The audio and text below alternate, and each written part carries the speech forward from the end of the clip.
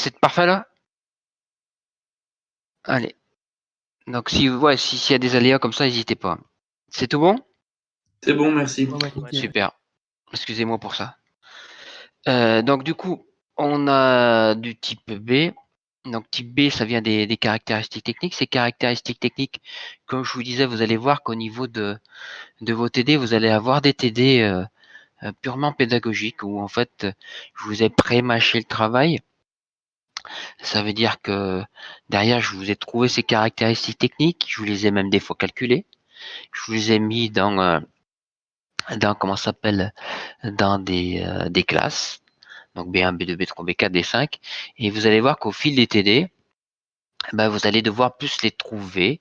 C'est ce qui se passe dans la vraie vie au niveau de l'industrie. Et vous allez trouver vous allez devoir les chercher dans des docs techniques. Des fois, ça peut être un peu compliqué, mais c'est ce qui se passe dans l'industrie, malheureusement. Donc, en fait, c'est là où il faut être ingénieux pour essayer de trouver la caractéristique qui pourrait nous impacter et connaître sa valeur. Donc, maintenant, au niveau de cette méthode, donc il n'y a pas forcément type A ou type B, ça sera type A et type B. Donc, si on rentre dans type B, donc on a des caractéristiques techniques. Au niveau de ces caractéristiques techniques, on va devoir passer, pour calculer les écarts types, on va devoir passer par des lois. Donc, ces lois, elles sont au nombre de 4. Comment les trouver? Comment trouver la loi par rapport à une caractéristique technique?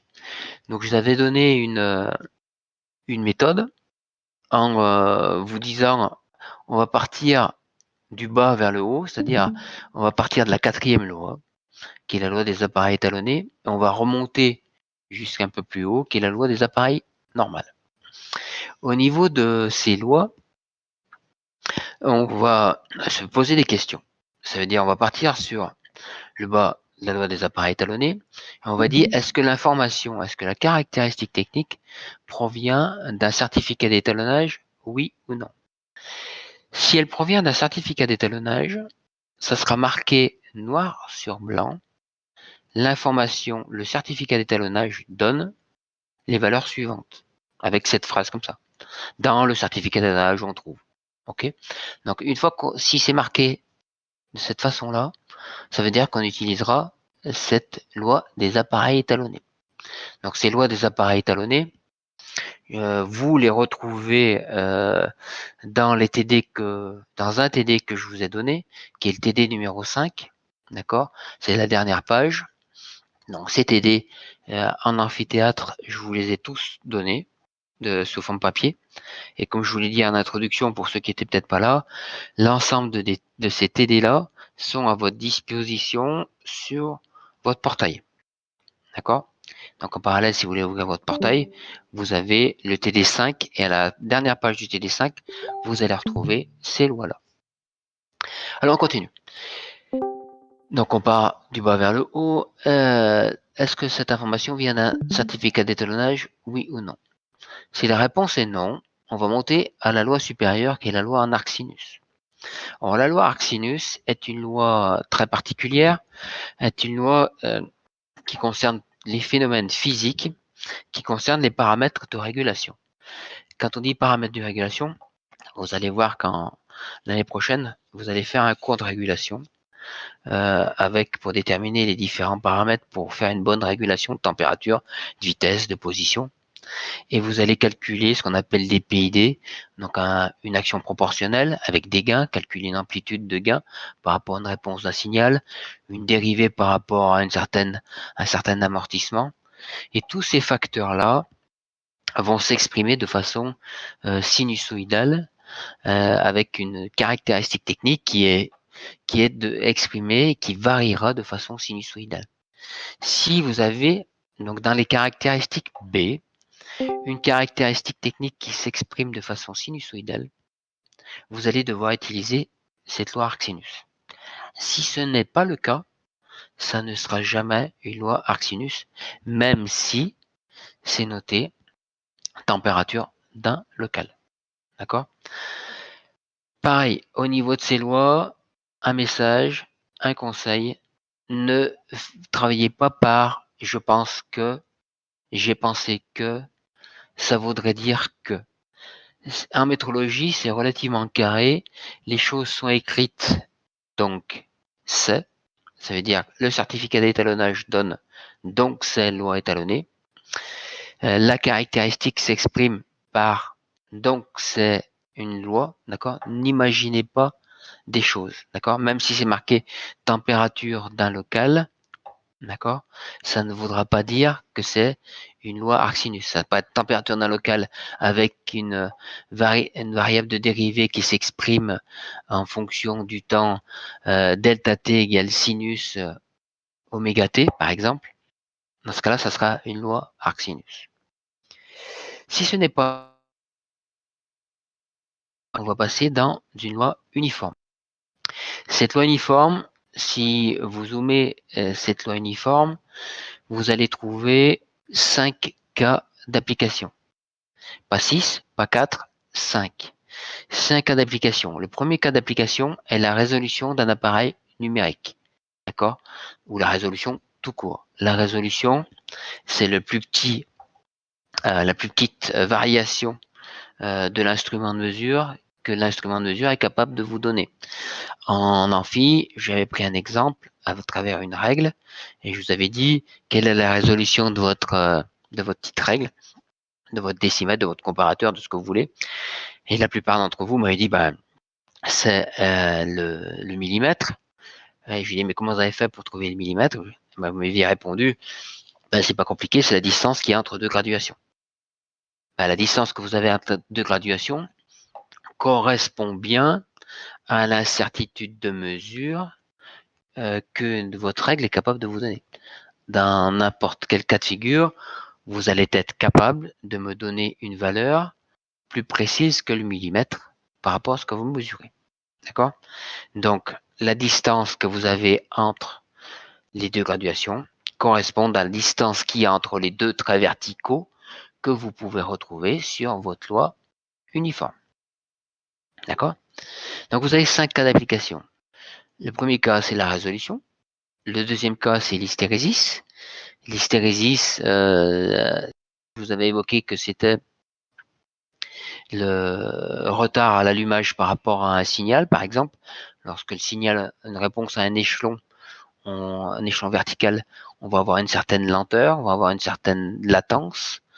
Donc, dans un sens, c'est-à-dire au niveau du front montant, lorsqu'on va passer d'un état 0 à 1, on va avoir une latence à l'allumage. Et on peut très bien avoir cette latence à l'extinction, d'accord? Donc, on aura un phénomène à l'allumage, à l'extinction. C'est ce qu'on appelle l'hystérésis. Instrument conforme et vérifié à une classe. Ça veut dire quoi?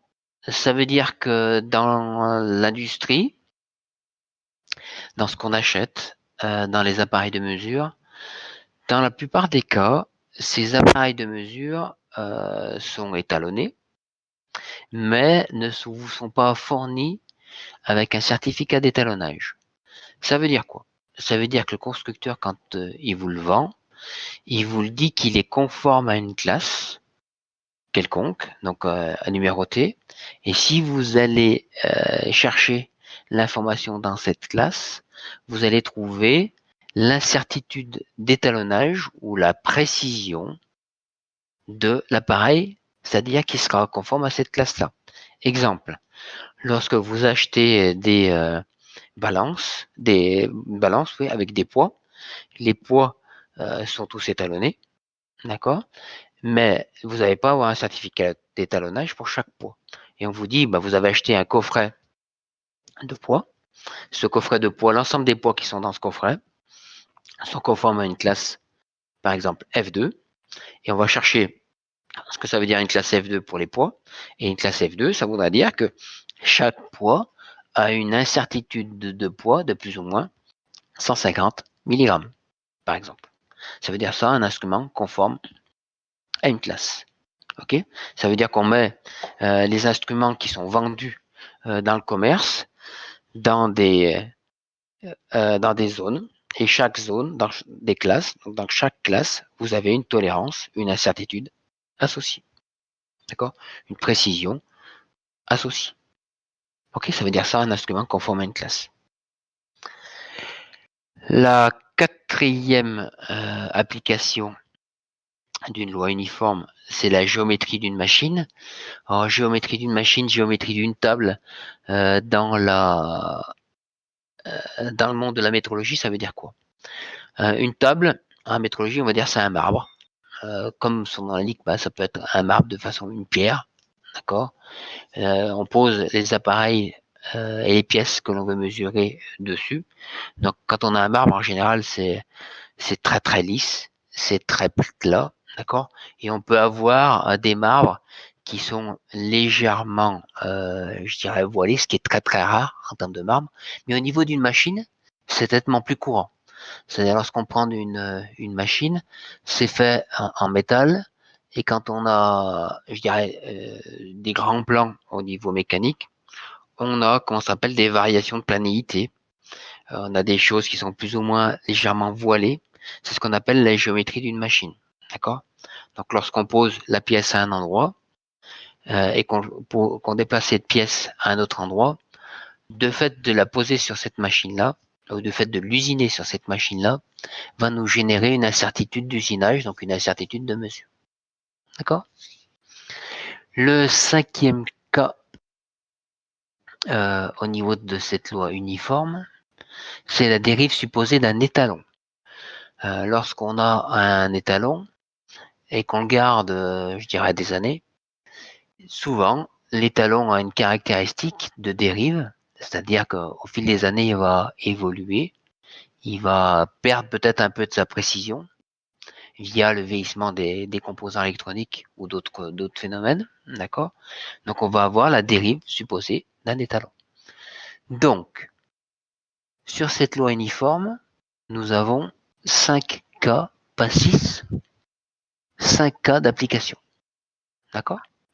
Donc, lorsque vous allez trouver une caractéristique technique qui fait appel à un de ces 5 cas, ça correspondra sur une loi uniforme.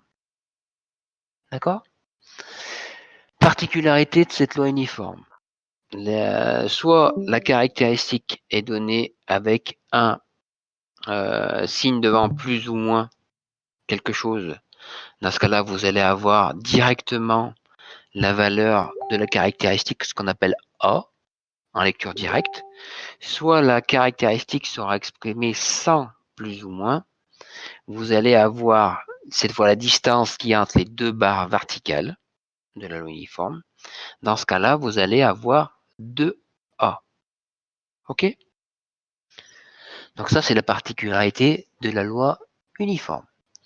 Donc si ce n'est pas la loi des appareils étalonnés, si ce n'est pas la loi Arc-Sinus, si ce n'est pas la loi uniforme, vous allez tomber sur la loi normale. D'accord? Donc cette loi normale est un peu la loi fourre-tout, mais c'est quand même une loi qui est très utilisée dans le monde des statistiques, où la première chose que l'on fait, vous avez fait le module de stats? Oui. Ouais. Vous avez fait le test du Ki2? Ça vous parle? On est en train de le faire, oui. Ok. Donc en fait, c'est pour savoir si vous êtes sur une loi normale ou pas normale. Et vous allez voir qu'il y a beaucoup de phénomènes qui font appel à la loi normale. Ok? Donc vous avez 4 lois. Je vous ai expliqué comment les trouver, comment vous passer de la caractéristique technique à le fameux écart type que l'on va calculer. D'accord? Donc à chaque caractéristique technique, et je dis bien à chaque caractéristique technique, vous allez avoir une loi. D'accord? D'accord? Qui peuvent être différentes en fonction de chaque caractéristique technique. OK? Donc, si vous prenez par exemple, on va faire un exemple, on va voir si vous avez compris. Si la caractéristique B1, c'est la résolution, c'est quelle loi?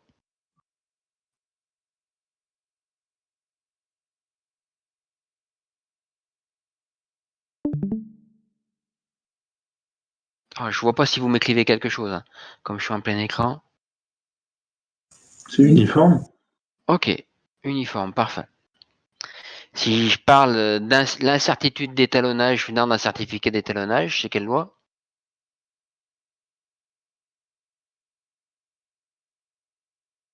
Des appareils étalonnés.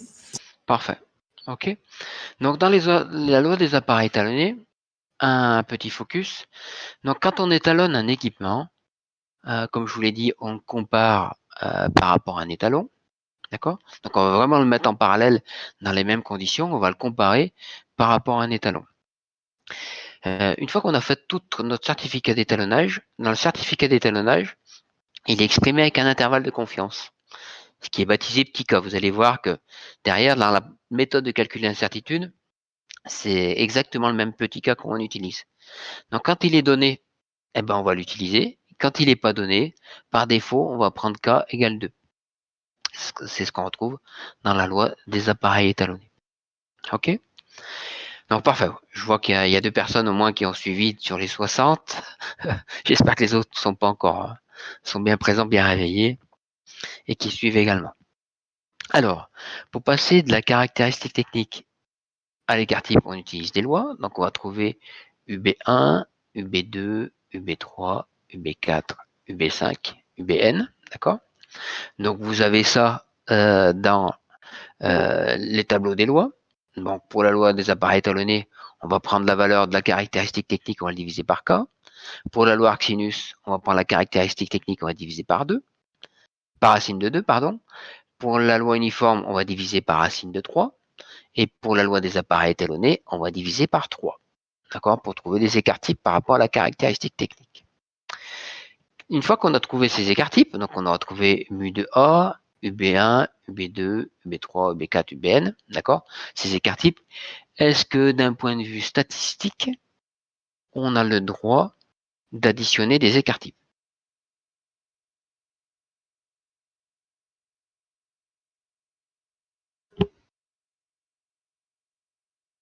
Non. Oui. Donc on n'a pas le droit d'additionner des écarts types. C'est tout à fait vrai. D'accord? À votre avis, on doit faire quoi? Les mettre au carré? Oui, ça veut dire quand on dit on les met au carré, La on passe variance. par exactement, on passe par les variances. Donc on passe par une on va devoir passer par une somme quadratique qu'on appelle. D'accord? Donc on va devoir passer par des variances. Donc les variances, c'est l'écart type au carré. D'accord? Ça va?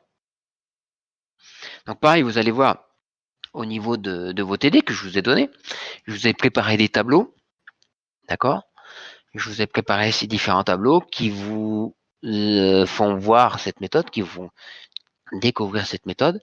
Et plus on va avancer dans des TD, moins vous allez avoir, entre guillemets, ce guide de tableau qui risque de, je dirais, de vous aider. Ça veut dire qu'à un moment ou à un autre, vous allez passer un moment ou à un autre sur un TD purement industriel, où vous allez avoir un énoncé qui fait 3-4 pages, des caractéristiques techniques qui sont des photocopies des docs techniques.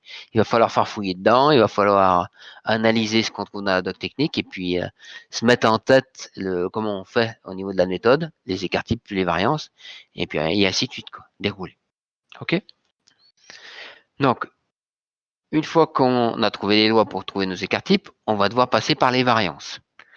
Donc, ces variances, ce sont les écarts types au carré. D'accord? On fait la somme des variances. OK? Une fois qu'on a fait la somme des variances, on prend ce qu'on appelle l'écart type composé. Donc l'écart type composé, c'est la racine carrée de la somme des variances.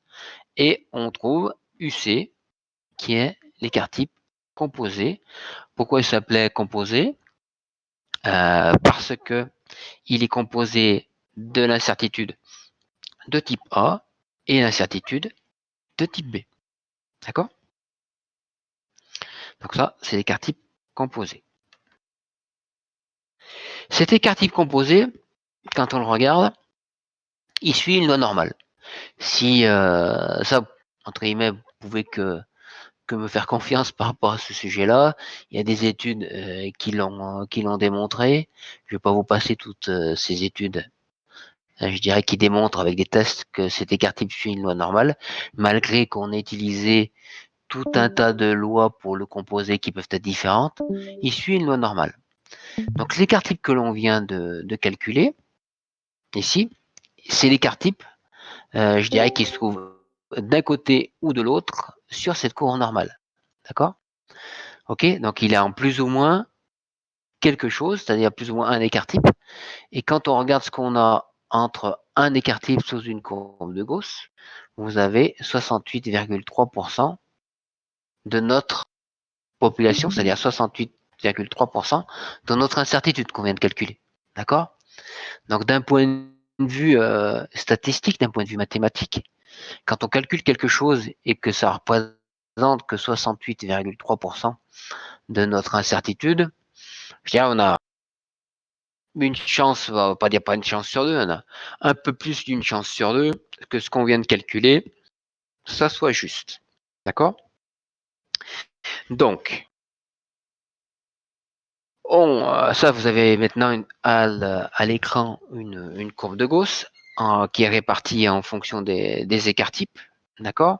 Donc, d'un côté, vous avez 0, 1, 2, 3 écarts types. De l'autre côté, moins 1, moins 2, moins 3 écarts types. Donc, les moins 1, moins 2, moins 3, les 1, les 2, les 3, c'est notre petit facteur K qu'on va utiliser, c'est-à-dire K égale 1, un écart type. K égale 2, c'est-à-dire 2 fois l'écart type. K égale 3, 3 fois l'écart type, pour avoir un intervalle de confiance correspondant à la loi, aux caractéristiques de la loi normale qu'on utilise. Donc à un écart type, 68,3. À deux écarts types, on va dire 95%. D'accord? À trois écarts types, 99%. Donc K, c'est ce qu'on a baptisé le facteur d'élargissement. D'accord? Donc à la fin, on a une incertitude globale. Donc la vraie incertitude, qui est baptisée dans les littératures I ou U. Tout dépend je dirais, de la littérature je dirais que l'on trouve. Peu importe. L'essentiel, c'est, on peut dire, incertitude globale est égale à K fois l'écart type composé UC. Donc, on aura une incertitude globale qui sera plus ou moins K fois l'écart type composé. OK? C'est bon, c'est clair? Des questions par rapport à ça? Donc, ce que je viens de vous présenter ce matin, je vous l'avais présenté en amphi. Je vous ai fait un slide par rapport, j'ai vu que c'était pas forcément, quand je vous ai donné ce TD de la balance, qu'on corrigera là tout de suite dans la deuxième partie, c'était pas forcément très clair. D'accord? C'est pour ça que j'ai souhaité vous faire deux slides supplémentaires pour vous le redétailler de façon plus précise et afin que vous l'assimiliez. Est-ce que du coup c'est clair pour tout le monde? Parce que ça, c'est la base de l'ensemble de nos TD, c'est la base de l'ensemble de votre évaluation qui sera faite au niveau de votre DM. D'accord? Ou je pense que voilà, je pense que l'ISTP voudra vraiment que je vous donne un DM, que ça soit, et pas vous faire ce qui est en réflexion aujourd'hui, il y a peut-être des tests de façon qui seront distribués, de vous mettre dans une sorte de salle virtuelle pour faire chaque chose. Je pense pas qu'on en arrive là, et à mon avis, ça sera un peu injuste par rapport à ce que j'avais fait au niveau de la FA 2019 où ils m'avaient en face pour, entre guillemets, plus ou moins les aider à faire le DM. Alors, est-ce que c'est clair ou est-ce que c'est pas clair ce que je viens de vous présenter? Ouais, c'est clair. Ouais, très clair. Ok. Voilà. Donc, si vous avez des questions par la suite, avant notre prochain cours qui sera demain, je vous donnerai mon adresse mail et vous pourrez même m'envoyer vos questions si vous le souhaitez. C'est bon? Voilà ce que je voulais vous dire sur la méthode de calcul des incertitudes. Alors, je vais passer sur un autre sujet.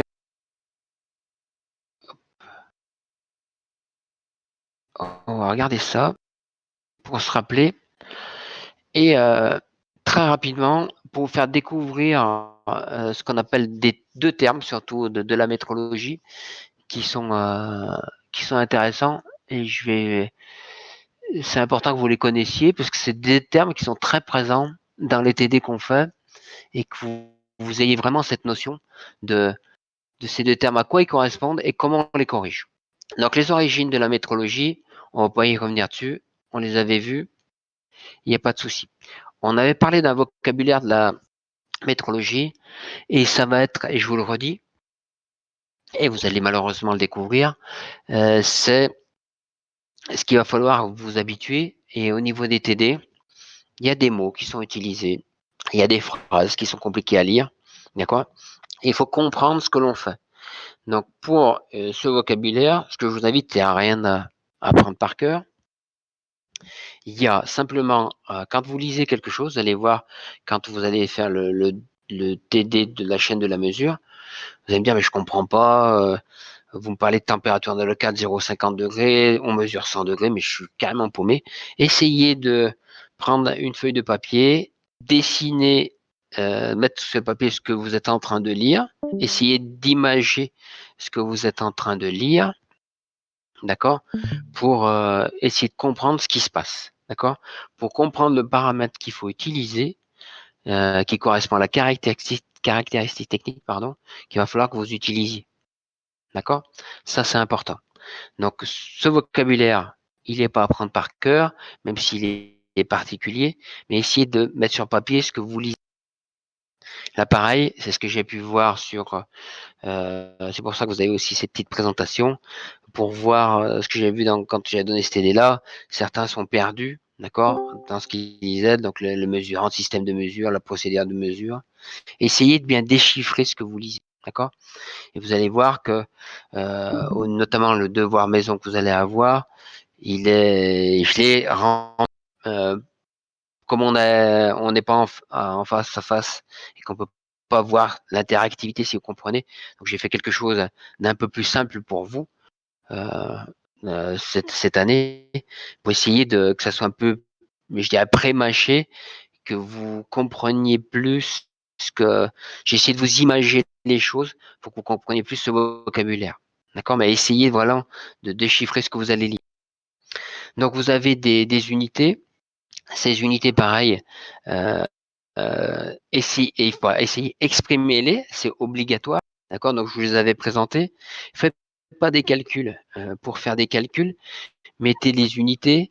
La plupart du temps, en termes d'erreurs que je trouve dans ce que j'ai corrigé, c'est que vous êtes paumé, mais sur des unités avec des puissances. Ça, c'est dommage parce que vous avez la méthode, elle est largement acquise, mais vous êtes perdu sur des unités entre les millimètres, les micromètres, les secondes, les millisecondes, les degrés, les 10 puissance moins 3 degrés. Vous vous embrouillez sur un chart. Et des fois, vous avez des valeurs exprimées en microns, vous ajoutez des microns avec des millimètres sans passer de l'un vers l'autre. Voilà, donc faites gaffe aux unités. Quand je dis unité, ça peut être puissance des unités qui sont derrière. Donc ça, faites attention de ce que vous calculez. D'accord? Ça, c'est important. Vous allez voir aussi, si je reviens sur les unités, lisez ce que vous avez, parce que derrière, la caractéristique donnée, elle peut être exprimée en pourcentage de quelque chose. D'accord? Donc, si vous avez une caractéristique qui est exprimée à 0,07 dans un tableau, si vous lisez à quoi correspond ces 0,07 et que ça vous a exprimé pourcentage de la lecture, ben, il faut bien diviser ces 0,07. D'accord? Donc, ça veut dire que derrière, il faudra bien le diviser par 100 pour trouver la caractéristique technique. Donc, soyez attentifs aux unités. La puissance, soyez attentif à ce que vous lisez dans la caractéristique technique. Ok, ça c'est important. Donc des termes qu'il faut vraiment retenir comme l'étendue de mesure, parce que il y a beaucoup de caractéristiques techniques qui sont données en pourcentage de l'étendue de mesure. Donc un étendue de mesure, c'est quoi? Une étendue de mesure, c'est par exemple, une sonde de température est capable de mesurer de 50 degrés à 100. Donc ça veut dire que derrière, vous avez une étendue de mesure de 50 degrés. Et si vous avez une précision qui est donnée à 0,1% de l'étendue de mesure, eh ben, il faudra bien comprendre ce que c'est que l'étendue de mesure. Donc faire 0,01% multiplié par 50 degrés. D'accord? Ça, c'est important. La résolution, je vous l'ai expliqué juste avant. La sensibilité, on va voir, parce qu'on va devoir l'utiliser dans un petit jeu qui est juste derrière, que je vous ai préparé pour déterminer une action. La sensibilité, ça veut dire que derrière, c'est une caractéristique d'un appareil qui se dit, OK, est-ce que l'appareil est sensible ou pas? Ça veut dire derrière, est-ce qu'il réagit, en d'autres termes, ou est-ce qu'il ne réagit pas? Ça veut dire que derrière, il y a des appareils qui, suivant s'ils ont un petit delta de ce qu'on mesure, qui est pas assez grand, l'appareil ne va pas vous l'indiquer. Un, parce que derrière, il va peut-être pas le voir, le fait de ces composantes électroniques, ou les paramètres, ce qu'on appelle de régulation de cet appareil-là, la réactivité n'est pas paramétrée pour qu'il soit sensible. D'accord? Donc en fait, ça veut dire que la sensibilité d'un composant, c'est sa façon à réagir par rapport au petit delta qu'on est en train de mesurer. OK? Bon, les unités, il faudra bien les exprimer avec, je dirais, le symbole des unités. Ça, il n'y a pas de souci. Je pense que vous les connaissez. Je vous avais promis aussi de vous présenter la définition des étalons, d'accord, des unités de base. Quand je vous avais dit attention, on doit faire face au système international de la métrologie, d'accord? Ça, c'est important. Donc, il faut comprendre ce qu'il y a derrière. Et je vous avais dit qu'il y avait de la métrologie d'ordre scientifique. Et je vous le prouve à l'écran en vous démontrant comment sont définies les unités à l'heure actuelle. D'accord? Ça veut dire que derrière, lorsque vous voulez mesurer un mètre, quand je savais, la première fois que je vous ai présenté le système international, vous avez dit voilà le mètre. Et ben ouais, vous avez imaginé dans votre tête ce que pouvait être un mètre, soit à travers un morceau de métal bien usiné, très propre, très dur, pour éviter qu'il s'érode, qu'il se détériore. Mais en fait, c'est pas fait du tout de cette façon-là. Vous avez vraiment la définition à l'heure actuelle du mètre, qui est définie, je dirais, par le BIPM et par le LN. Donc c'est de plus en plus précis. On est sur des systèmes de plus en plus évolués. Donc on définit, je dirais, chaque année, on améliore la précision chaque année de de nos étalons. D'accord? Ça, c'est le boulot pour définir des systèmes de plus en plus petits pour traiter, je dirais, des événements de plus petits et pour les traiter, pour y répondre. D'accord? C'est en plus encore plus d'actualité avec les gens qui bossent sur des médicaments, sur les vaccins à propos de ce virus-là qui est très très très petit. Donc vous pouvez imaginer les systèmes de mesure, les systèmes de dosage, les systèmes d'analyse qu'il peut y avoir derrière. À partir des unités, vous avez des unités, je dirais, qui sont dérivées. D'accord? Donc ça peut être intéressant de les connaître et regarder comment elles sont établies. D'accord? Donc vous avez toutes les unités, je dirais, qui sont écrites. D'accord? Vous avez la définition de la pression, vous avez tout un tas de choses. Si vous voulez après déterminer au niveau des condensateurs le farad, voilà, c'est tout exprimé. Ça peut vous intéresser d'un point de vue scientifique. Si vous avez des calculs un jour ou un autre à faire sur des applications très particulières. D'accord? Je vous avais dit aussi, et ça je le dis souvent, et ça s'est vérifié d'ailleurs au niveau des FA, ne pensez pas que je dirais que ça ne peut pas vous servir. Votre carrière va débuter, vous allez occuper différentes fonctions qui vont évoluer dans le temps le plus haut vers la hiérarchie, c'est ce que je vous souhaite de tout mon cœur. Et vous allez voir qu'à un moment ou à un autre, vous allez peut-être passer par des phases de calcul un peu plus scientifiques.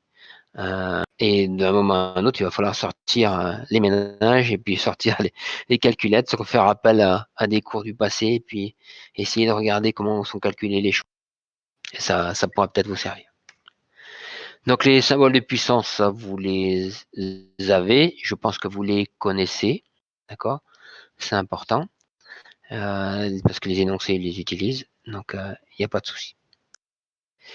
L'incertitude de mesure, je vous avais expliqué que ça ne dépend pas que d'un facteur. Ça dépend de plusieurs facteurs. Donc ça veut dire que dans les incertitudes de type B, il va falloir trouver tout ce qui va nous générer je dirais, des incertitudes au niveau global. D'accord? Donc ça sera à trouver. Donc maintenant, si je vous ai préparé 2 slides, sur ces 2 slides, vous avez une cible, d'accord? Comme si on faisait du tir à l'arc ou du tir au fusil, comme vous souhaitez, ou tir à balade, comme vous le souhaitez. Cette cible, entre guillemets, on marque des points, c'est-à-dire qu'on considère que l'appareil est juste si on est dans le noir jusqu'au jaune, c'est-à-dire du plus grand noir au plus petit jaune, d'accord? Les points que vous avez représenteraient des points de mesure par rapport à une mesure qu'on est en train de faire, d'accord? Donc ça veut dire que derrière, normalement, si on comparait, on a un système qui compare avec un étalon. L'étalon, c'est le jaune, le plus petit rond jaune, d'accord? Et notre appareil de mesure nous donne les petits points verts. Donc, dans les petits points verts, vous en avez 1, 2, 3, 4, 5, 6, 7, 8, 9, 10, 11, 12, 13, 14, 15. Vous avez 15 petites mesures qui sont données. Donc, si on prend la cible de gauche, d'accord? En termes de métrologie, il y a 2 termes qui sont très importants, que je vais vous laisser découvrir, peut-être exprimer avec vos mots. C'est vous qui allez me dire. J'essaierai de faire le parallèle entre vos mots et le vocabulaire de la métrologie, qu'il va falloir retenir, c'est des mots importants. Qu'est-ce que vous pourriez me dire sur la cible de gauche, sur cet appareil-là? Il n'y a pas beaucoup de dispersion. Oui, tout à fait. Donc, quand le mot dispersion, ça c'est un mot qui est utilisé plus dans le monde des stats, d'accord? Le monde des stats. Et c'est pas un mot qui est utilisé en termes de métrologie. Alors, le mot qui correspondra à dispersion, par rapport à ce que vous m'avez dit, c'est l'aspect fidélité. D'accord? On dit qu'un appareil est fidèle lorsque il donne des valeurs si on répète 10 fois dans les mêmes conditions la mesure, ces 10 fois vont être rigoureusement identiques. Un appareil 100% fidèle, si vous mesurez les 10 valeurs, d'accord, il va vous donner 10 valeurs identiques. D'accord? S'il correspondrait au terme que la personne, alors je n'ai pas les prénoms qui vient de s'exprimer, en termes de dispersion, ça veut dire que la dispersion serait nulle. D'accord? Donc oui, ici, donc cet appareil-là, si vous l'utilisez, le mot maintenant que je vous ai appris serait comment? Fidèle. Fidèle. D'accord? Qu'est-ce qu'on peut dire au niveau encore cet appareil? Qu'il n'est pas juste, par contre. Exactement. Alors, c'est bien. Merci. C'est le bon mot que vous avez utilisé. Bravo. À vous. Donc, cet appareil-là, il n'est pas juste. Pourquoi il n'est pas juste? Parce qu'en fait, vous avez des points qui sont dans le carré, enfin le rond blanc, pardon. Donc, le rond blanc, ça veut dire des points qui sont en dehors de la cible. OK? Et donc, ça veut dire que cet appareil-là, il donne des valeurs erronées par rapport à notre cible. D'accord? Donc, une fois qu'on a ça, c'est bien beau, on vient d'apprendre 2 mots de la métrologie, super. Ça, c'est bien, mais ça nous apporte 2 informations. Qu'est-ce qu'on ferait pour améliorer cette...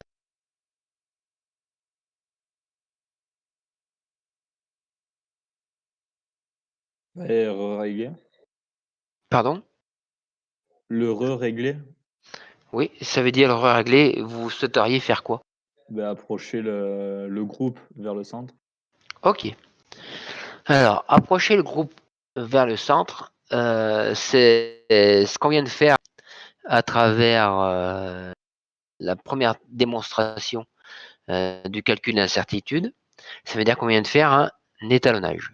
Ça veut dire qu'on met un appareil par rapport en face d'un étalon. Et donc, du coup, en faisant la différence entre les deux, donc en calculant notre moyenne sur ce qu'on trouve par rapport à notre cible, on va avoir un écart. D'accord? Cet écart, c'est ce que vous avez dans cette cible-là. C'est écarté vers le haut à droite. D'accord? Donc, quand on fait un étalonnage, on va avoir une correction d'étalonnage. OK? Cette correction d'étalonnage va être l'écart qu'il y a entre la valeur juste, c'est-à-dire entre le rond jaune, le petit rond jaune, et la somme des points. Donc, on va rapprocher, comme dit votre collègue, les points vers le centre. Donc, le fait de faire ça, ça équivaut de faire un étalonnage de l'appareil. Donc, du coup, on aura une correction d'étalonnage qui nous permettra de rapprocher les points vers le centre. OK? Donc, si on résume ce qu'on vient d'apprendre sur la cible de gauche, on a un appareil avec une dispersion, comme l'a dit votre collègue, donc une erreur de fidélité, je dirais, qui est faible. Donc, on a un appareil qui est fidèle, mais on a des points qui sont en dehors de la cible, donc les points qui ne sont pas justes. Donc, du coup, pour répondre à ça, on va faire un étalonnage. OK? Donc, dans un étalonnage, dans un certificat d'étalonnage, on a 3 informations intéressantes.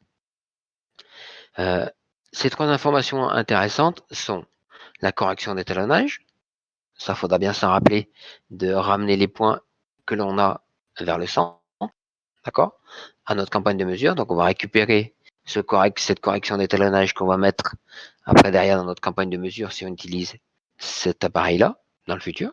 OK? La deuxième chose que l'on a dans le certificat d'étalonnage, c'est l'incertitude d'étalonnage. C'est ce qu'on a calculé ensemble quand on calcule l'incertitude, je dirais, composée et élargie. D'accord? C'est l'incertitude d'étalonnage. OK? La troisième information importante que l'on a, c'est le facteur d'élargissement. On l'a ou on l'a pas. D'accord? Si on l'a pas, on prend par défaut 95% et ainsi de suite. C'est clair pour vous ça? Oui. Ouais. Maintenant, si on passe sur la cible de droite, donc je vous ai appris derrière, ou peut-être vous le saviez déjà, 2 mots métrologiques. Qu'est-ce qu'on peut dire de la cible de droite?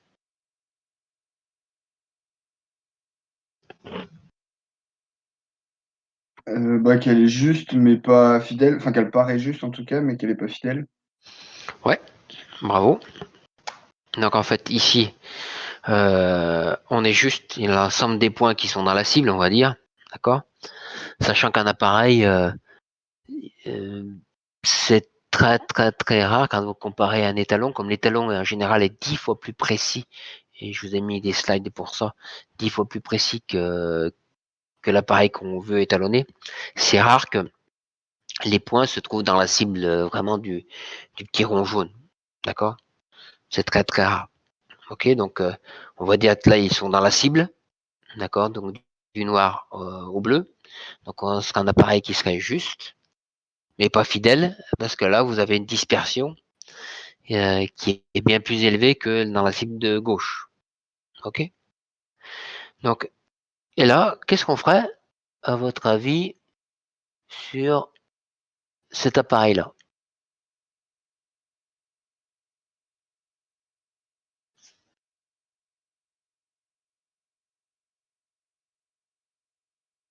Je chercher pourquoi il est pas juste. Enfin, pourquoi il est pas fidèle. Ouais, et donc du coup, quand on a un appareil qui est pas fidèle sur une campagne de mesure, ça veut dire quoi? Peut-être qu'il est obsolescent. Pas vraiment. Oui, ouais, ça peut être, oui, vous avez raison, ça peut être, ouais. Il Mais mesure pas encore, toujours la même valeur. oui. Donc ça veut dire que derrière qu'il faut Pour le début s'intéresser. point, je veux dire. Ouais, tout à fait. Ça veut dire qu'il faut s'intéresser sur est-ce qu'on est sûr et certain en termes de reproductibilité que, comment ça s'appelle, on se revient dans la même condition, d'accord? Donc ça c'est intéressant.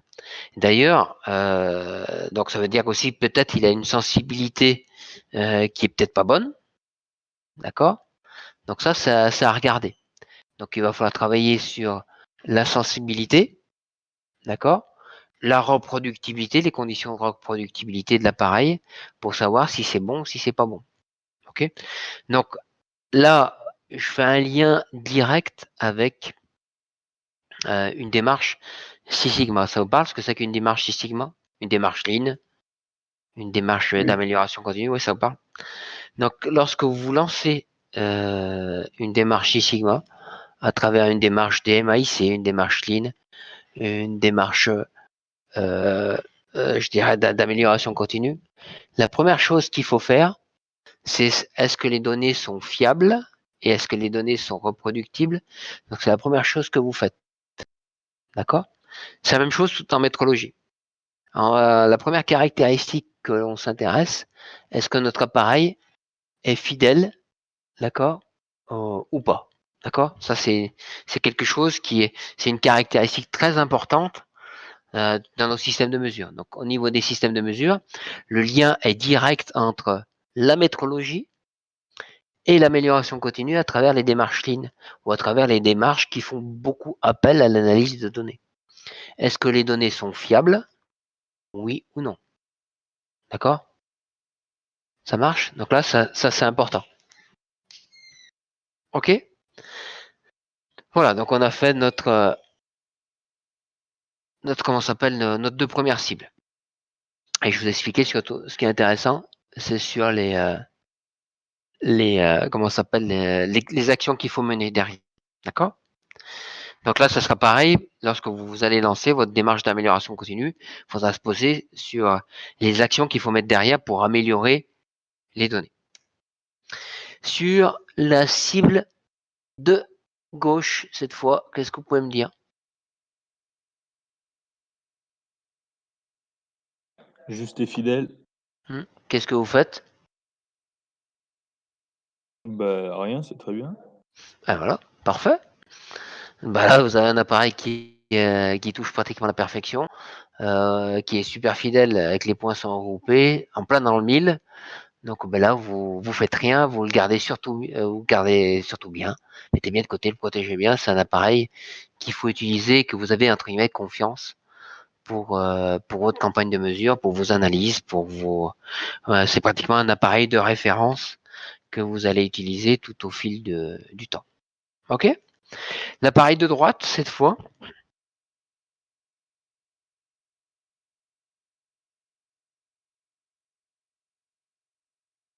Ni l'un ni C'est l'autre. l'inverse. Ni l'un ni l'autre, ouais. Donc ni juste ni fidèle. Ok, qu'est-ce que vous feriez?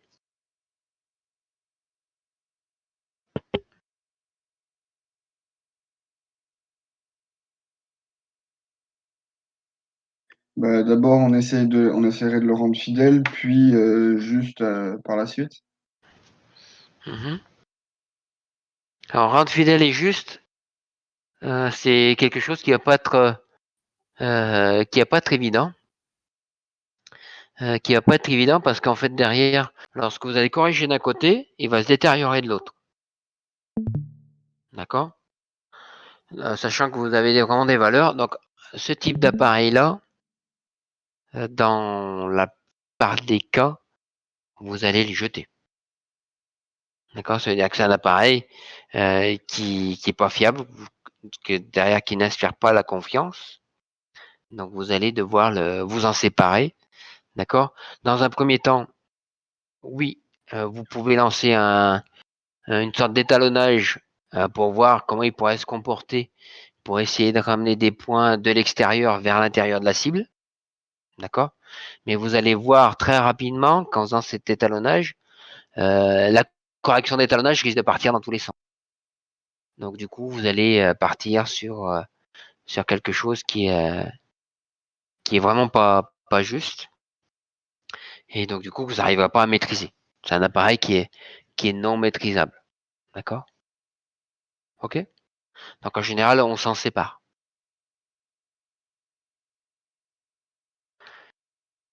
Donc un équipement de mesure juste et fidèle, un équipement de mesure ni juste ni fidèle. OK? Ok. Parfait.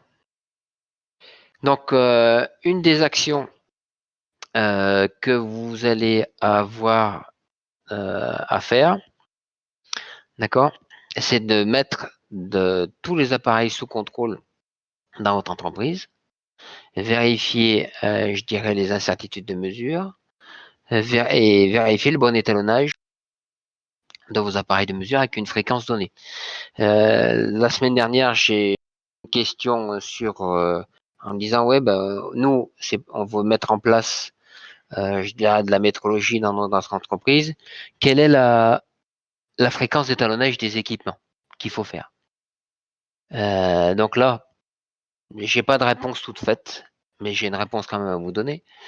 Je dis j'ai pas de réponse toute faite ou forcément normalisée. On peut se dire, déjà dans un premier temps, c'est au moins une fois par an, il faut mettre vos appareils, je dirais étalonner vos appareils. Ça, pour moi, c'est un minimum, c'est le minimum requis. Après, derrière, libre à vous de faire étalonner vos appareils un peu plus souvent qu'une fois par an. Peut-être ça dépend du produit que vous fabriquez.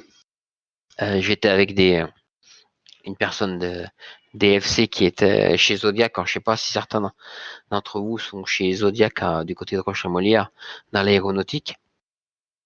Eux, ils contrôlent un peu plus souvent.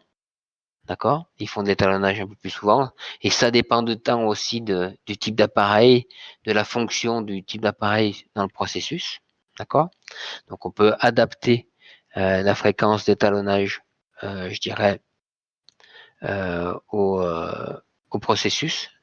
OK? Donc là, c'est libre à vous de vous adapter. Ça marche. Donc, à vous de regarder ce que vous voulez faire. Donc, n'oubliez pas ça. Donc, adaptez votre fréquence au produit, à la précision et ce que vous êtes capable de faire aussi également. D'accord? En interne ou en externe. OK? Les talons de référence. On verra tout à l'heure, je vous ai mis un slide sur les talons de référence en général, il est 10 fois plus précis, et je vous donnerai un exemple sur un slide, que ce que l'on veut étalonner. C'est-à-dire, si vous voulez étalonner quelque chose à 1 degré, eh ben, vous allez prendre un étalon qui est précis à 0,1 degré. D'accord? Donc, on monte par un indice de précision de 10 à chaque fois. OK? Bonjour à tous. Voilà. Donc, l'étalon de travail permet d'étalonner contre les appareils de mesure dans l'entreprise. Vous l'avez ou vous l'avez pas. OK?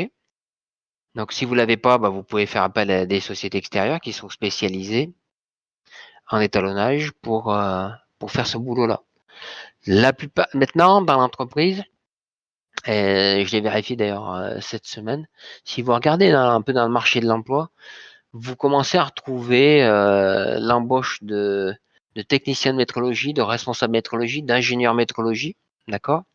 Je dirais, c'est quelque chose qui est à la pointe pour mettre en place ce genre de job, d'accord? Parce qu'ils se sont rendus compte qu'il y avait beaucoup qu'on s'appelle d'erreurs du processus de fabrication qui étaient, dues à des erreurs de métrologie mal faites ou des dérives des appareils qui n'étaient pas forcément maîtrisées au niveau de l'entreprise. Donc, si vous regardez, et ça peut mettre, je dirais, un début à la fin quand vous serez ingénieur et que vous voulez rentrer dans la vie active, ça peut être quelque chose d'intéressant où vous touchez la connaissance du processus de fabrication, parce que derrière, vous comprenez comment ça fonctionne dans votre entreprise, comment les produits sont faits, avec quelle machine, avec quelle capacité. Donc, il y a une notion de lien très, très fort avec la capacité machine. D'accord? Donc, capacité machine, taux de rebut, notion de coût, notion de performance, notion de réduction de coût, notion d'amélioration continue. Donc, le poste, entre guillemets, d'ingénieur métrologie, il a une multifacette et qui est très, très intéressant au niveau industriel parce que, et en plus, si vous avez vraiment la fibre technique, c'est quelque chose qui est passionnant. D'accord? Et en plus, qui évolue à vitesse grand V, la technologie faisant que, je dirais, ça évolue à très, très vite. Et du coup, ça bouge, ça bouge, ça bouge. Et du coup, les produits, les capteurs évoluent vite. Et maintenant, donc, il faut qu'ils soient de plus en plus sous contrôle. Et il y a des, comment ça s'appelle? On discutait la dernière fois aussi avec un étudiant. Je ne sais pas si vous avez entendu parler, il y a des, pour soulever des charges. Maintenant, c'est commence à être présent dans le monde industriel, des exosquelettes, d'accord? Où il y a des opérateurs pour limiter les maladies dans l'entreprise et les traumatismes, vont enfiler des exosquelettes pour pouvoir lever des charges. Donc ça veut dire que derrière c'est calibré, ça veut dire que derrière c'est maîtrisé, les capteurs sont étalonnés, et tout ça, ça vit et c'est passionnant d'un point de vue technologie parce qu'on va sur des technologies entre guillemets du futur avec l'industrie 4.0 sur nettement plus poussé. D'accord? Donc voilà, ça évolue dans ce sens-là. Donc je vous invite à vous y intéresser parce que ça bouge énormément. Donc ça on l'avait vu, donc du coup sur la façon de comment construire la métrologie dans l'entreprise, d'accord? Donc ça je vous avais présenté des slides dessus, d'accord? Et les cibles également. C'est bon? Je vous avais, et pour comment ça s'appelle, préparer votre DM, je vous ai mis un slide sur ce qu'on appelle les cales étalons. Et je vous le réexpliquerai demain après-midi ou demain. Je crois qu'on se voit demain après-midi, je crois. C'est ça? Ou demain après-midi, on fera pas les 4 heures, je dirais de comment ça s'appelle de cours direct, où on fera 2 heures de cours correction TD plus correction TD, et je vous prendrai 20 minutes, donc on fera 2h20, 2h30 à peu près. Et le reste du temps, ça sera chez vous. Derrière, je pourrais même vous l'envoyer par mail. Donc, je récupérerai une adresse mail de la promotion. Je vous enverrai le devoir maison. D'accord? Et vous profiterez de ce temps-là pour travailler votre devoir maison et me le rendre d'ici la fin de semaine. D'accord? Donc, dans ce devoir maison, vous allez voir qu'on va faire appel à des cales étalons. D'accord? Donc, dans ces cales étalons, ce sont des petits morceaux de métal. Ces petits morceaux de métal, ils font une certaine longueur. Et comme je vous ai expliqué en vous présentant les lois, vous n'avez pas pour chaque cale étalon comment ça s'appelle, un certificat d'étalonnage. D'accord? Vous avez, je dirais, un instrument ou une mallette de cales qui sont conformes à une classe. Donc ici, vous avez des classes. D'accord? Donc classe K, classe 0, classe 1, classe 2. D'accord? Donc c'est ces petits morceaux de métal. D'accord? Donc vous pouvez les utiliser dans l'industrie. Donc ici, on va utiliser des classes 2, par exemple, dans l'industrie mécanique. Ici, vous regardez les classes ou les grades, si vous préférez. D'accord? Là, c'est en anglais, ça s'appelle grade. Ici, vous avez les précisions. D'accord? Donc, en fonction de la largeur nominal length en millimètres, la longueur des cales, quand elles sont comprises entre 0,5 et 10 sur un grade 2, d'accord, vous avez plus ou moins 0,45 microns de précision. OK? Ça marche? Donc, vous avez ce genre de choses qui sont exprimées avec la longueur qu'il y a entre la variation qu'on s'appelle la cale, en plus ou moins quelque chose, et la tolérance sur cette variation de cale. D'accord? C'est-à-dire l'incertitude associée. OK? Donc là, ce sont C'est un exemple concret, pratique, d'une variation, d'une utilisation de cales sans certificat d'étalonnage, et ces cales sont conformes à des classes, donc à des grades. Ok. Voilà. C'est clair. Ouais. C'est bon? Oui. Ok. Donc ça veut dire que derrière, lorsque vous allez réceptionner un équipement, là, je vous donne une méthode, comment on peut le faire. Donc vous pouvez vérifier l'instrument s'il est conforme par rapport à quel est les charges que vous avez acheté. D'accord? Ça veut dire que derrière, vous pouvez faire un point zéro. Ça, c'est intéressant lorsque vous recevez un équipement pour faire du contrôle métrologie. Bah, vous pouvez demander de faire un étalonnage dessus. Donc même si vous savez qu'il est étalonné, le constructeur va venir et dans votre entreprise et va faire un étalonnage. D'accord? Donc on va faire un étalonnage et donc du coup il va vous étalonner votre appareil sur site dans votre atelier dans les conditions d'utilisation et vous allez voir que vous allez avoir un certificat d'étalonnage qui peut être légèrement différent du certificat d'étalonnage qui était fait en usine. L'avantage de faire ça, c'est que vous avez un point zéro. Vraiment une photo à l'instant T de votre appareil de mesure. D'accord? La deuxième chose, vous allez récupérer l'ensemble des docs techniques, les certificats, les modes d'emploi. D'accord? Pourquoi? Parce que lorsque vous allez faire votre métrologie, d'accord, vous allez, je dirais, devoir faire un mode opératoire pour des techniciens, je dirais, de laboratoire ou des techniciens de maintenance. D'accord? Donc, vous allez devoir faire un standard d'utilisation avec des photos, avec des vidéos. Donc, aujourd'hui, pensez bien que les standards à l'heure actuelle, bien sûr, ça existe sous forme de papier, mais de plus en plus dans l'industrie, je parle chez nous et ailleurs, on utilise je dirais, les plus poussés pour créer des standards. On parle des applications, je sais pas, comme qui fonctionnent sur des tablettes, d'accord. Je sais pas si vous connaissez l'application Power Apps, non? Non. Non? Donc c'est une petite application, je dirais, Microsoft qui est utilisée. Donc Power Apps, ça permet de faire des applications, par exemple sur tablette, qui font le lien avec des vidéos, avec des images. Du coup, l'opérateur peut enregistrer s'il a fait un contrôle. Ça va aller dans un serveur pour enregistrer cette information-là. Ça, vous pouvez enregistrer des valeurs de contrôle. Et à la fin, ça vous sort un rapport que vous pouvez imprimer, que vous pouvez enregistrer sur une action de métrologie que vous allez faire pour faire le lien avec notre cours, pour faire le lien avec un standard, par exemple, d'inspection que vous demandez à un opérateur. Et c'est après, derrière, vous pouvez faire une analyse de déviation sur des rapports. Si je vous parle de Power BI, ça vous parle? Oui. Ouais.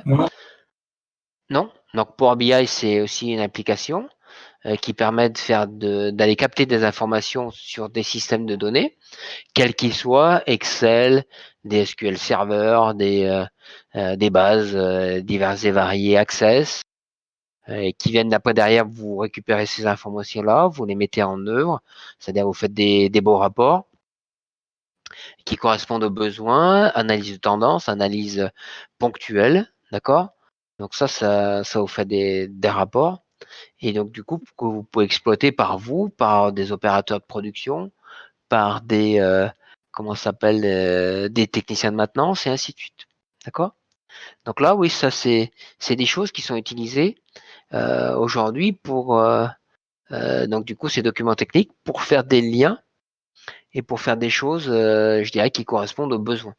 Donc l'industrie 4.0, c'est pas qu'un vieux, ça se développe, d'accord? Et ça, je vous invite à y penser parce que derrière, aujourd'hui, au fil de vos projets ISTP, apporter quelque chose de plus, d'accord? Ça, vous allez voir comment, à la fin, au niveau de vos soutenances, on va vous dire qu'est-ce que vous avez fait, la méthode, le pourquoi de votre projet, et ainsi de suite. Mais surtout, comment vous avez déroulé. Si vous apportez un plus, je dirais, au niveau technologique, au niveau facilité de travail, au niveau gain de temps, ben, c'est bien pour vous. Vous avez apporté quelque chose d'ingénieux, exploitable, utilisable, rapide, et ainsi de suite. Donc c'est pour ça que ces documents techniques, au niveau des systèmes de mesure, il faut les récupérer, que ça peut être des bases de données, ça peut être des certificats, ça peut être des modes d'emploi. Comment vous allez exploiter ces données-là pour pouvoir les exploiter directement. D'accord? Au niveau des appareils de mesure, bah pareil, ils doivent être identifiés, ils doivent être marqués, tracés. Donc peut-être identifiés, je dirais, de façon simple. Donc ça, c'était le cas il y a quelques années chez nous. Aujourd'hui, nos équipes, donc on a un petit scan, je vais dire laser, qui vient détecter ce code barre. Et lorsqu'on utilise un instrument de mesure dans un procédé de comment s'appelle d'étalonnage de sonde, et ben cet étalonnage est enregistré dans un SAP, et après derrière, donc on sait on peut démontrer qu'on a étalonné notre stérilisateur avec tel capteur il était référencé avec les références Tempion, et c'était tracé. Donc on a une traçabilité de ce que l'on fait et de ce qu'on contrôle, je dirais au fil de l'eau, au fil du temps. D'accord? Donc tout ça, comme je vous l'ai dit, on peut l'enregistrer dans des bases de données. D'accord? Donc dans des bases de données, dans n'importe quelle base de données. D'accord? Donc du coup, on pourra exploiter ces bases de données pour faire, je dirais, de l'analyse poussée derrière et regarder comment dérivent des équipements. Donc chez nous, au niveau de nos appareils de mesure, ce qu'on appelle sur nos trieuses pondérales. Donc ces trieuses pondérales sont reliées à des logiciels. Donc votre trieuse pondérale, je peux vous donner une marque, par exemple, Mettler Toledo ou Sartorius sont liés à un logiciel. Donc sur ce logiciel-là, on va pouvoir analyser une dérive de cet appareil-là. On va pouvoir faire des écart-types pour voir, je dirais, comment se comporte cet équipement. On va pouvoir réajuster, refaire de l'étalonnage en dynamique, en statique, d'accord, à travers toutes les bases de données. Donc, on va pouvoir tracer tous les points de mesure dans nos systèmes à travers nos bases de données, qui peuvent être exploitables, comme je vous disais, sur des logiciels classiques, ou exploitables, par exemple, de la maison, et je dirais monter un rapport Power BI dessus qui va alerter, je dirais, un opérateur pour pouvoir faire une recalibration fin de l'eau, début de l'eau, et ainsi de suite. On va pouvoir créer du coup une fiche de vie, ça c'est important. Cette fiche de vie, elle partira du point 0, comme je vous ai dit, la photo à un instant T de l'appareil de mesure, et regarder au fil du temps comment on va se comporter notre équipement, d'accord, et comment il va dériver. Et bien sûr, comme je vous l'ai dit, donc l'étalonnage initial, ça reboucle avec ce qu'on s'est dit avec la conformité au cahier des charges. Ça se trouve à la fin, comme ça peut se retrouver au début, puisque c'est quelque chose de cyclique au fil du temps. OK? Donc, sur les fiches de vie, qu'est-ce qu'on va retrouver? On va retrouver le fournisseur, la marque ou le fournisseur. On va retrouver le type. Ça, c'est intéressant.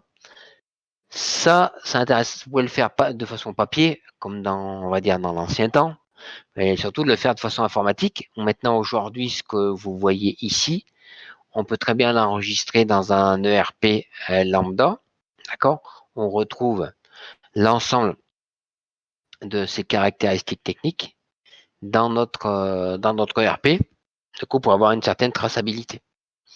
On va retrouver le modèle, on va retrouver le numéro de série du constructeur, d'accord, pour éviter que les choses se perdent et que derrière, si on veut avoir qu'on s'appelle un suivi, on regarde, je dirais, de ce qui s'est passé. On peut avoir donc du coup la date de réception, la date de mise en service, dans quel secteur c'est utilisé, d'accord. Sur des petites entreprises, ça peut paraître tout simple. On va se dire, bon voilà, dans quel secteur? C'est de l'atelier, hein. Ok, il n'y a pas de souci. Mais dans des secteurs qui sont très cloisonnés, où il y a des produits qui sont fabriqués, je dirais, avec des précisions différentes, on a des types d'appareils qui sont affectés à des secteurs. Exemple, chez nous, on peut avoir des sondes de température dans le secteur des boîtes qui sont tout à fait différentes sur le secteur des pochons. Donc, on a des appareils à utiliser dans les boîtes et qui ne sont pas utilisés dans le secteur des pochons. Donc, on sait, en prenant l'appareil, dans quel secteur il doit être utilisé, dans quel secteur il ne doit pas être utilisé. Et pourquoi? Parce que derrière, on a fait des études de capacité, on a fait des études d'incertitude de mesure, et du coup, par rapport à la qualité du produit, on a affecté les appareils à des endroits, puisque l'utilisateur, on peut retrouver qui utilise cet appareil-là, d'accord? Et quelles doivent être ses compétences, d'accord? Donc on peut faire, je dirais au niveau de la métrologie, une matrice de compétences. Dans cette matrice de compétences, on définira un parcours de compétences pour que cette personne soit autonome par rapport à ce qu'il doit faire en termes de métrologie. Quelles compétences il faut qu'il ait d'un point de vue métrologie, de l'utilisation de l'appareil. Je dirais, ça veut dire que derrière, il faut qu'il ait une connaissance sur ce qu'on a vu précédemment en termes d'appareil sur le mode opératoire, d'accord? Comment on utilise ça? Comment on retrouve les caractéristiques de l'appareil? Comment on le met en place? Comment on le met en œuvre? Qui soit familiarisé à cet appareil-là. Il faut qu'il connaisse aussi bien aussi le processus, je dirais de métrologie sur ce qu'il est en train de faire, le pourquoi il est en train de faire, quelle application il est en train de faire. Donc du coup, dans le parcours de montée en compétences, vous allez devoir lui expliquer le pourquoi du comment et l'impact que ça a sur la métrologie qu'il est en train de faire. D'accord?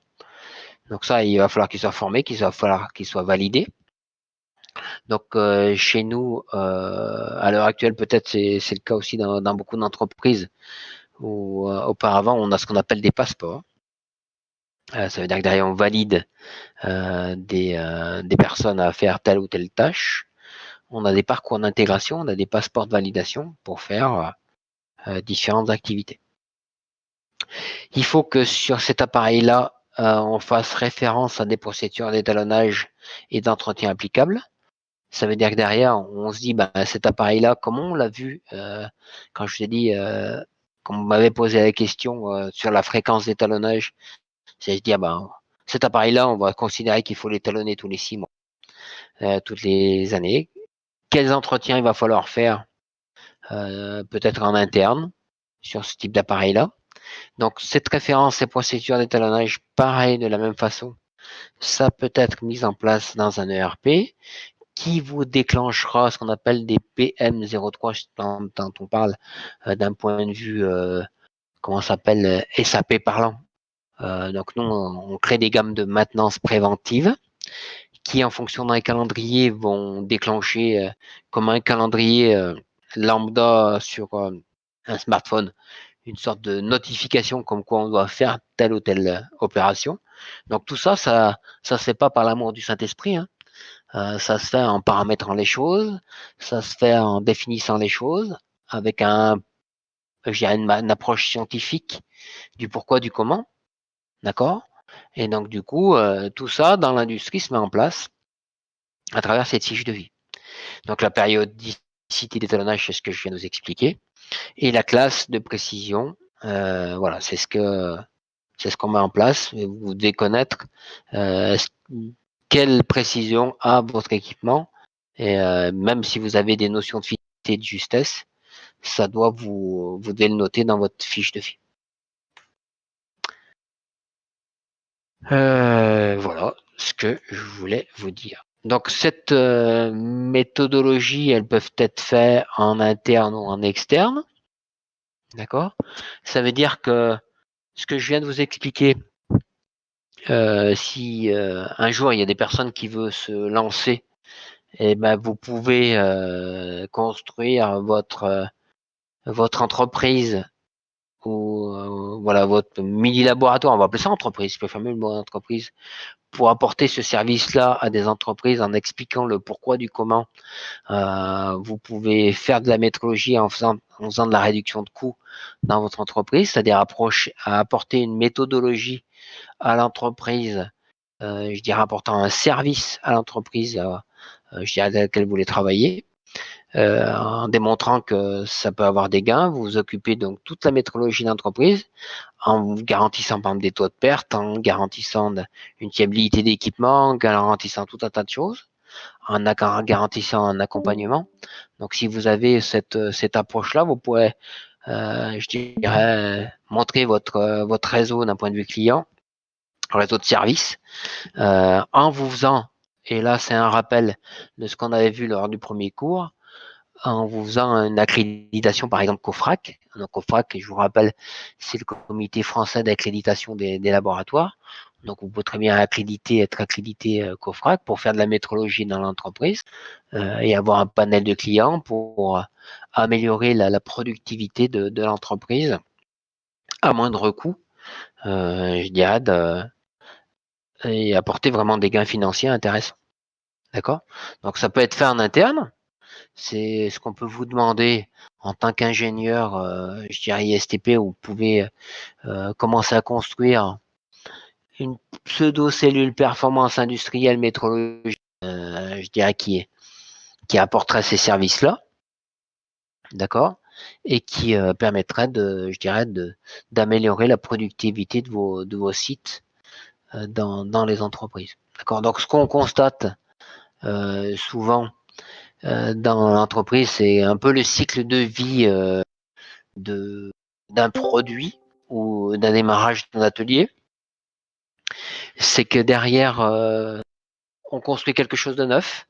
Donc en construisant quelque chose de neuf, on va avoir tous les aléas de la mise en productivité, je dirais classique. Donc ce cycle-là que je vous explique, il est valable. On pourrait faire le même cycle dans le cycle de vie d'un produit, on pourrait faire le même cycle dans le cycle de la maintenance, entre curatif et préventif et ainsi de suite. C'est un cycle qui est démontré dans toutes les industries qu'on utilise de partout. C'est derrière on a des aléas de départ au niveau de l'atelier qui sont dus à la nouveauté de la chose. Après, derrière, on part sur un cycle de productivité avec quelque chose qui atteint des niveaux, de très bons niveaux, et on constate une phase plateau et une phase descente de ce genre de choses, parce que derrière, on a des équipements en termes de mesures qui commencent à dériver. On a de la maintenance préventive qui n'est pas forcément été faite. Donc, du coup, on a de la métrologie qui n'est pas forcément été faite. Donc, on a des appareils, des capteurs qui dérivent. Et du coup, on voit qu'on commence à décliner. Donc, si on n'a pas mis en place toutes ces structures en termes de métrologie, en termes de maintenance préventive qui peuvent être liées l'un avec l'autre, et ben, du coup, on a des dérives de productivité et on perd des résultats. Donc, ça, c'est important. Ça s'est vérifié chez nous sur les sociétés neuves que l'on a, des usines neuves qu'on a construites, je dirais à l'étranger, ou qui atteint des résultats maintenant, qui commencent à atteindre ces phases plateaux déclinées, en se disant, bah, derrière, oui, parce que la partie métrologie n'a pas forcément été bien faite, et du coup, il y a des dérives sur les capteurs, et du coup, il faut adapter, il faut corriger le tir à ce niveau-là. OK? Donc, les exercices de lancement, on va pas faire ce genre de choses que derrière, c'est en général, ça se fait de façon interactive via des questions. Ce que je vous propose, c'est que sur la partie cours, on va s'en arrêter là pour le moment. On va se faire une pause. En général, quand on se prend au moins 20 minutes, 30 minutes tranquille pour que vous puissiez décontracter et retrouver surtout les documents que je vous avais donnés. On embrayera sur une séance TD où on va faire dans le premier temps, vous remettre dans le bain sur le TD de la balance. D'accord? Donc ce TD de la balance, normalement, en amphi, je vous l'avais donné. Vous avez commencé à y bosser dessus. Dites-moi si je dis des bêtises. Il me semble. Ouais. À Donc, vérifier. Voilà, donc du coup, c'est bien pour ça qu'on va se donner une petite je dirais de 20 minutes à une demi-heure de coupure pour que vous puissiez retrouver tout ça. Donc, on va faire le TD de la balance, le TD de la chaîne de température, d'accord? Et on va embrayer sur le TD de la clé dynamométrique. Donc, ces TD-là, comme je vous l'ai dit en introduction, ils sont tous disponibles avec les mêmes appellations que je viens de vous donner sur votre portail. D'accord? Et normalement, vous devez tous les avoir sous forme de papier. D'accord? Donc, pendant cette pause-là, vous allez pouvoir faire ce que vous souhaitez. Ceux qui sont organisés, qui sont déjà, tant mieux. Dans ce cas-là, vous prenez une pause pour chacun en cyber de m'écouter. Le monologue, c'est pas forcément simple. De regarder un écran, c'est pas forcément simple. Donc, on prend le temps qu'il faut. Retrouvez ces 3 TD. Vous allez devoir les faire. Ne croyez pas que même si vous êtes éloigné, si vous les faites pas, ça se reverra demain après-midi ou demain matin, je ne sais plus quand est-ce qu'on se voit, pour la suite des événements. Quand je vous donnerai le devoir, entre guillemets, ce devoir maison, je vais faire pendant le créneau imparti et devoir me le rendre, je veux dire, dans la foulée. Donc ne croyez pas que si vous ne le faites pas, vous allez être largué demain. D'accord? Si vous ne participez pas en faisant ce devoir-là, vous allez être largué demain et vous n'allez pas me rendre ce truc-là en temps et en heure. D'accord? Monsieur, Oui? le TD, c'est TD étalonnage sonde de température? Non, c'est TD qui s'appelle chaîne de la mesure. Vous voulez que je le présente? Je crois que je Il n'y l'ai. est pas sur l'NT. Hein. Il n'est pas sur l'NT, je crois. Il y est. Je vérifierai, je démarre mon PC. Je l'ai mis sur la NT hier. Je vais vous le mettre à l'écran, vous allez me dire s'il y est. Dans Ça. métrologie. Ouais. Dans métrologie, vous avez. Vous voyez mon écran ou pas? Oui. Ce TD-là, vous l'avez? Non. Non. Vous l'avez Non. pas? Ce TD-là, vous l'avez? Non. On n'a qu'un seul TD, il s'appelle étude d'une sonde de température. Ben, normalement, vous l'avez. Je vous ai tout mis ça hier et partagé avec FA 2019. Ouais, c'est sur automatisme. Automatisme?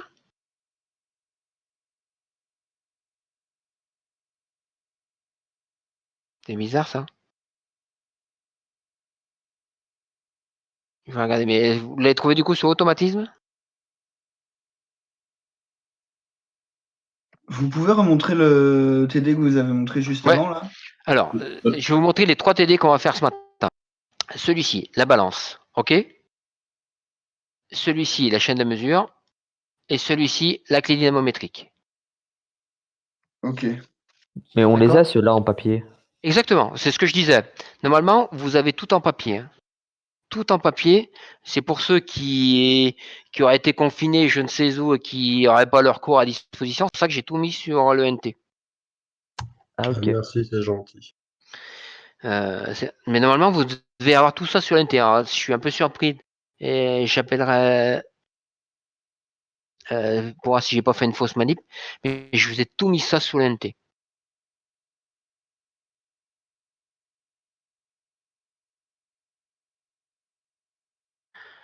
Donc on se donne jusqu'à 10h30 pour retrouver nos petits. On se dit 10h30, on revient dans la salle virtuelle.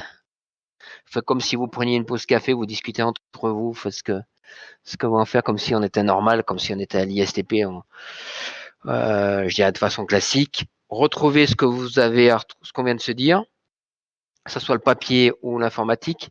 Je vais farfouiller de mon côté sur l'NT, que ça soit bien au bon endroit. D'accord? Et du coup, dans la deuxième partie, je ne vais plus parler, ou je vais très peu parler. C'est vous qui allez bosser. On regardera comment on peut s'échanger. D'accord? Il y a Nicolas qui m'envoie ça en texturé. qui m'a envoyé quelque chose. Nicolas. Monsieur, par contre, moi, je trouve que le TD1. Je trouve pas le TD2 ni. Ouais. C'est tout en bas dans automatisme. C'est bizarre que ça soit dans automatisme, mais je vais regarder le pourquoi de la chose. D'accord? Si c'est tout en bout d'automatisme, allez farfouiller dans automatisme. Et pendant ce temps, je vais regarder comment c'est mis sur le portail. D'accord? Ok, ça marche. Ok, ça va? On se donne 10-30. Prenez un café. Je sais que, comme je vous dis, c'est pas facile pour les intervenants et pour vous derrière l'écran d'écouter. C'est un peu moins interactif. Préparez-vous et on fait ces 3 TD là. L'objectif de midi, c'est que vous soyez à l'aise sur ces 3, au moins sur les 3 TD. On va se donner un objectif un peu ambitieux. Que vous soyez à l'aise sur ces 3 TD. Je vous présenterai et je préparerai les corrections de ces 3 TD que je vous donnerai. D'accord? À midi et quart, je vous mets les 3 TD. Soit je pourrais les rajouter sur le Discord, mais sachant que je sais que les 60 ne pourront pas y voir, donc je les basculerai soit sur une adresse mail qu'on se donnera, d'accord, l'ensemble de la promo, je vous les donnerai par mail, je vous les essaierai de les mettre sur le portail et je les mettrai sur Discord. Comme ça, on essaiera les 3 solutions pour que 100% des personnes de la promo les aient. Ok? Ok. Ok. Donc voilà, préparez-vous. Ceux qui ont l'avantage d'être confinés à la maison et qui ont les papiers, qui ont pu partir avec les papiers, vous avez les papiers, comme je vous les ai tout donné en cours. Sinon, moi, je vais regarder farfouiller sur la partie automatisme. Je ne vois pas pourquoi ça serait sur automatisme. Sinon, je vais faire le nécessaire pour que ça soit sur la partie métrologie qui va bien. OK? Pendant la Ok. demi-heure, je vais bosser pour vous. Allez, on se dit à 10h30. Prenez du temps pour vous concentrer. Préparez vos calculettes, vos Excel. Mettez-vous en ordre de bataille pour faire votre pause et se préparer pour la séance de TD. Ok? À tout à l'heure. Ouais, tout à l'heure.